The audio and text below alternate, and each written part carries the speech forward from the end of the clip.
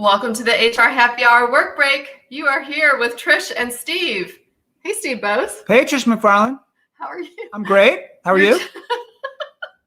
You're just going to look straight ahead and not talk to me? What? Oh, my goodness. What in the hell? Something's so for everyone watching, right here. Right? We are here together. We're live together.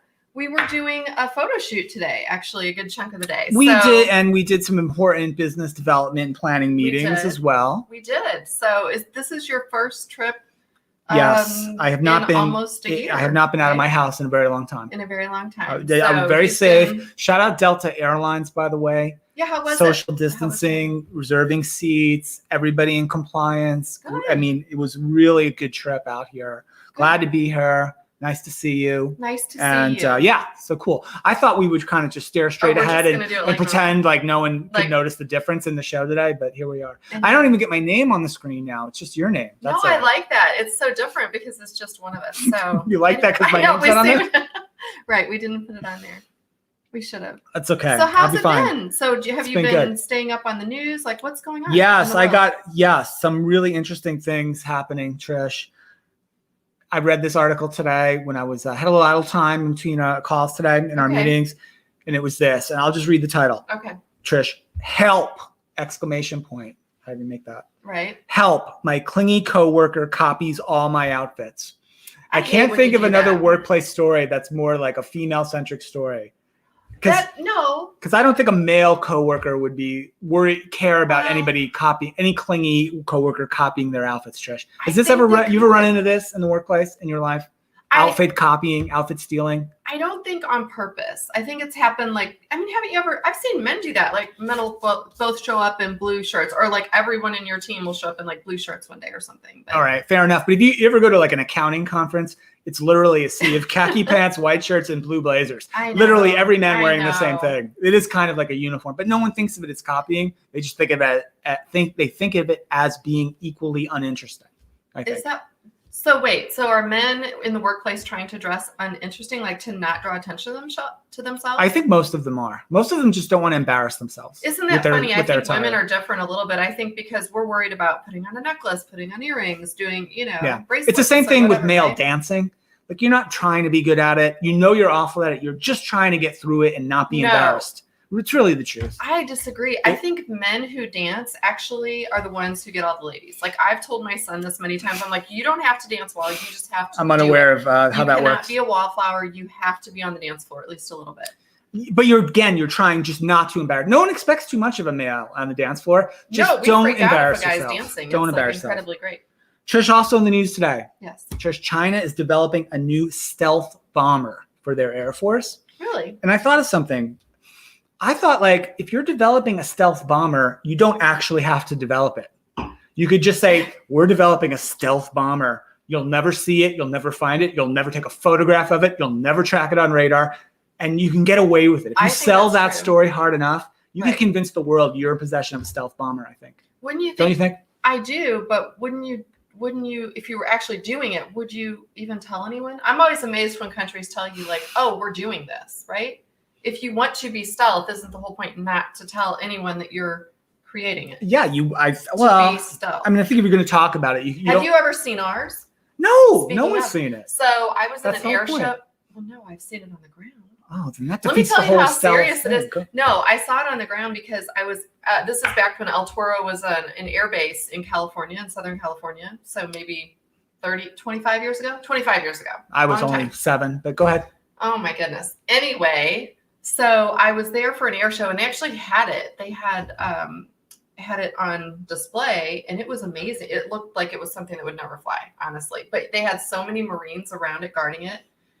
You couldn't even get close to it. And they were serious. They had their guns drawn. They meant business. So you could look at it, you could walk by, but it was sort of like, don't make eye contact with the Marines there. Just keep going. I would like that policy. So you're a good sort of leader. You run this company and you're a great leader. You have not instilled that, like some CEOs say, don't look at me, don't make direct eye contact with me in the hallway kind of thing. Don't look at me. Wouldn't it be cool to do that one time? Just don't look at them. Don't look at that person. Now, I'm not even going to name names, but we know there are people in the industry who do that, right? You've heard about people who are like, if you get in the elevator with them, everybody, like, or if they get on the elevator, everybody else has to clear out, right? All these kinds of, no, we're not like that. I'm not like that. That's good. I'm friendly. I like everyone to be on the elevator with me. Well, maybe not now. It's COVID, but yeah, no. pre-COVID. Trish, I have another interesting thing I read today. Okay. Or someday. Okay. Nike, Trish, has unveiled and will be selling soon their first hands-free sneaker. I'm not talking about like a clog or slip-on. I'm talking about a full. They have like a tensioning system that you kind of tilt your heel down to step out of it, and it remains kind of bent like this. You put your toe in and push down, snaps back into place around the foot. Yeah. I predict this thing's going to sell it like crazy when it gets released. I can assure you, I have two 17-year-olds with their Adidas who can actually do that already. I can't wait for that. I can't wait. A person of my age, have you ever seen a teenager wiggle into their shoes? To put my shoes on and never have to bend down again. Like I'm really looking forward to that. Yeah, they used to sell this thing on late night TV that was like a sock putter honor thing. You would like attach your sock to this device. Like a hook? Yeah, I don't know how it worked. You'd point your toe down into it and somehow the sock would envelop around your foot and your ankle and the bottom of your leg, and you wouldn't. The whole point was that you get to a certain age, just bending down for the sock. I haven't reached the that sock certain shoe age game yet, is really, really tough. Maybe so, you have. Yeah. You're a little bit Hey, older. what's going on? You're from the 60s, so I think, What? anybody born in the 60s? I don't know what you're talking about. I do have a question for you, though. He was making fun of me because I would like to know how many people out there actually have something that you bought on TV, like an infomercial. I have the clapper. So I was in the other room, and I'm like, I'm going to clap on the lights. It's the old-fashioned clapper, right? That, Trish, that is an old-fashioned thing. Do you also have the bracelet? So if you fall and can't get up, will you push Not that? Yet. No. Think about Not that. yet. That's awful Maybe if you can't get up. I would be willing. This has been fun. Is there any business we need to talk about that we can share with the audience? Anything coming up this Actually, week? yes. Anything exciting? Can you mention the HR Tech Conference spring event is coming up, right? In just It is in March. Do you know the dates? I don't have the dates. March 16th through 19th. Free to attend. It's going to be super exciting. I'm putting together a startup showcase session where I'm demoing HR Tech startups over the next few weeks. I've done quite a few of them already. Right.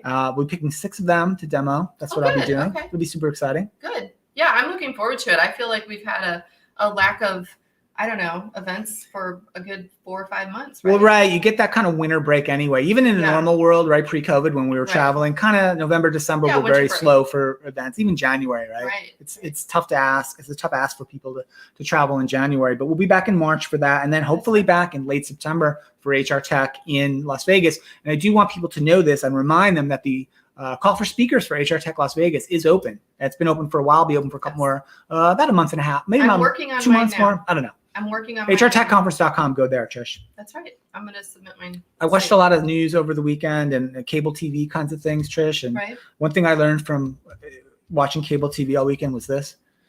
Trish, I hope someday I can only love something as much as Tom Selleck loves reverse mortgages. He's ridiculous, people. I can't believe I let him come in my house. But anyway, he's here. Thank you all for watching. Thank you for following us every single day. Thank you for letting us be dressed up, right? We look like I think we should dress up every day for the show. I'll tell you what, Madeline Lorano, who sometimes fills in for me, she and I are going to do a Friday show. I may or may not be wearing pants. We're not going to let him. I can assure you he is. We are going to do a show all dressed up. So anyway, thanks. Cheers to everyone. Thank you for watching us every single day. Please subscribe to the HR Happy Hour podcast where you get your podcasts on iTunes, Stitcher, or any other podcast site. We'll see you back here tomorrow.